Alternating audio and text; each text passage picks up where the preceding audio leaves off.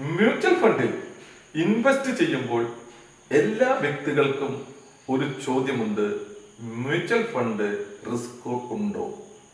തീർച്ചയായിട്ടും മ്യൂച്വൽ ഫണ്ടിൽ റിസ്ക് ഉണ്ട്. നമുക്കറിയാം, mutual fund investments are subject to market risk. Read all document carefully. എന്തുകൊണ്ടാണ് ഇത് വെക്കാനുള്ള കാരണം? മ്യൂച്വൽ ഫണ്ടിൽ റിസ്ക് ഉള്ളത് കൊണ്ടാണ്. എന്നാൽ ആ റിസ്കിനെ എങ്ങനെ ക്രമീകരിക്കാം എന്നുള്ളതാണ് മ്യൂച്വൽ ഫണ്ടിന്റെ പ്രത്യേകത. നാം തെരഞ്ഞെടുക്കുന്ന ഫണ്ട് റിസ്ക് കുറവുള്ളതും മീഡിയം റിസ്ക് ഉള്ളതും ഹൈ റിസ്ക് ഉള്ളതുമുണ്ട്.